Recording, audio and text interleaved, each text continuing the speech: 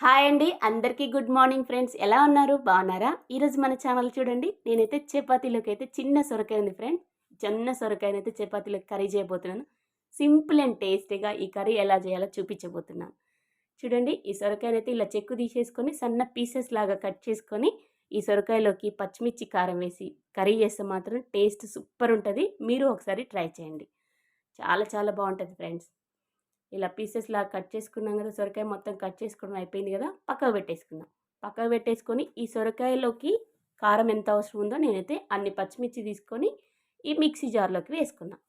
Mixie జార్‌లోకి వేసుకొని mixie పట్టేసుకున్నా. చూడండి, అన్నీ కట్ చేసుకోవడం అయిపోయింది కదా! ఇప్పుడు ఈ కర్రీ అయితే మట్టి కుండలో చేస్తున్నా. టేస్ట్ బావుంటది. ఈ మట్టి కుండ బాగా హీట్ అయితది కదా! ఫస్టు. ఆ హీట్‌కే కర్రీ అనేది మంచి కుక్ అవుతుంది. అందుకే టేస్ట్ కూడా బావుంటుంది. అందుకే ఈ మట్టి కుండల ఎక్కువ చేసుకుంటారు ఫ్రెండ్స్. నేను కూడా ఇంట్రెస్ట్ ఉన్న కర్రీస్ అన్నీ ఎక్కువ మట్టి కుండలోనే చేస్తాను. ఆయిల్ హీట్ ఎక్కిన తర్వాత జీలకర్ర, ఆవాలు వేసేసుకున్నాం కదా! ఆవాలు, జీలకర్ర కొంచెం చిటపటలాడిన తర్వాత సన్నగా కట్ చేసి పెట్టుకున్న 2 పచ్చిమిర్చిలు కూడా వేసుకుంటున్నా. పచ్చిమిర్చి కొంచెం మగ్గినాక సన్నగా కట్ చేసి పెట్టుకున్న ఆనియన్స్ కూడా వేసుకుంటున్నా.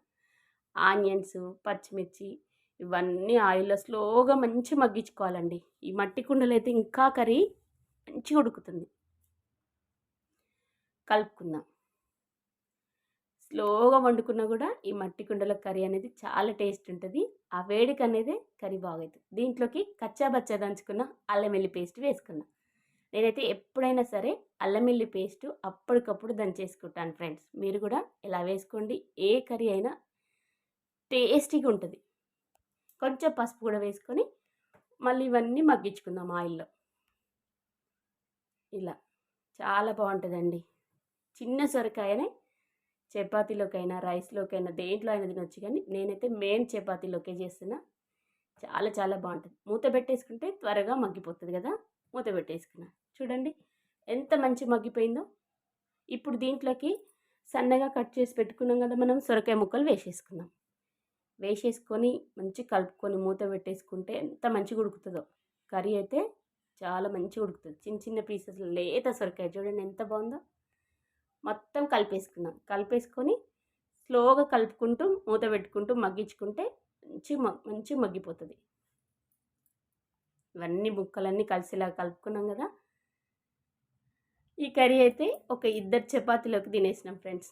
అంత చిన్న సొరకాయ కానీ చాలా చాలా టేస్ట్ ఉంది. లేత సొరకాయ. మూత పెట్టేసుకున్నా. మూత పెట్టేసుకుంటే సొరకాయ ముక్కలనేవి తొందరగా మగ్గిపోతాయి. అందుకని మూత పెట్టేసుకున్నా. చూడండి, కలుపుకుంటూ మగ్గించుకుందాం. చాలా చాలా బావుంటది.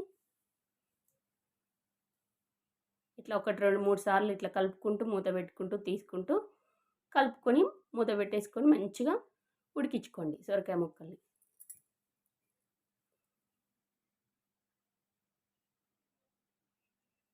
చాలా బావుంటదండి ఇలా చేసుకుంటే మాత్రం. వేడి వేడి రైస్‌లోకైనా, చపాతీలోకైనా అసలు చాలా ఇంట్రెస్ట్‌గా తినేస్తారు. దీంట్లోకి మనం కారం పేస్ట్ చేసుకున్నాం గదా! పచ్చిమిర్చి పేస్ట్ చేసుకున్నాం గదా! వేసేసుకున్నాం. వేసేసుకొని మొత్తం కలిపేసుకొని మూత పెట్టేసుకున్నాం. ఈ కర్రీ ఎక్కువ పచ్చిమిర్చి కారంతో టేస్ట్ ఎక్కువ అనిపిస్తదండి. ఎండు కారంతో కూడా టేస్ట్ ఉంటది.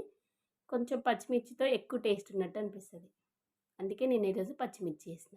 ఏదేమైనా చిన్న సొరకాయనైతే ఇంట్రెస్ట్ కర్రీ చేసిన. కొంచెం నేనెక్కువ పచ్చిమిర్చి పేస్ట్ చేసుకునేటప్పుడు కారం అది ఉప్పేసుకోలేదు.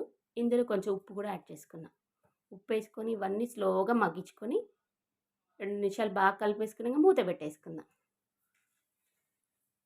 ఏమైనా మూత పెట్టేసుకొని స్లో మంట మీదనే కుక్ అవుతది. టేస్ట్ బావుంటది ఈ మట్టి కుండలో. ఈ మట్టి కుండ హీట్ ఉండడం వల్ల టేస్ట్ అనేది ఇంకా ఎక్కువ రెట్టింపు అనిపించింది నాకైతే.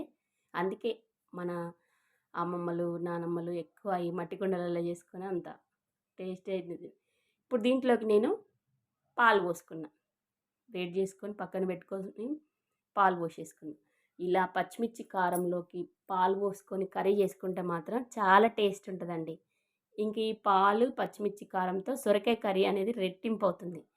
అంత టేస్ట్ ఉంటది. మీరు గూడా ఇలా ఒకసారి ట్రై చేయండి ఫ్రెండ్స్. 2 నిమిషాలు మగ్గించుకుందాం. ఫైనల్‌గా కర్రీ అయిపోయినట్టే. దీంట్లో కొంచెం ధనియా పౌడర్ యాడ్ చేసుకుందాం. యాడ్ చేసుకొని మూత పెట్టేసుకుంటే చూడండి ఎంత మంచిగా ఉడికిపోతుందో.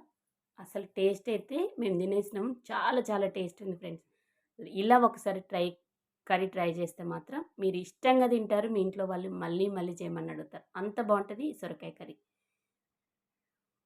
ఫైనల్‌గా టేస్టీ సొరకాయ కర్రీ అయితే రెడీ అయిపోయింది. ఫ్రెండ్స్ నేనైతే సొరకాయ పచ్చిమిర్చి పాలతో ఇలా చేశాను. మీరెలా చేస్తారో కామెంట్ చేయండి. నచ్చితే ఒక లైక్ ఇయ్యండి. మన ఛానల్‌ని సబ్స్క్రైబ్ చేసుకోండి ఫ్రెండ్స్. సబ్స్క్రైబ్ చేసుకొని లైక్ ఇవ్వండి. ఫైనల్‌గా టేస్టీ కర్రీ అయితే రెడీ అయిపోయింది. చపాతీలోకి మేమైతే ఇంట్రెస్ట్ తినేసాం.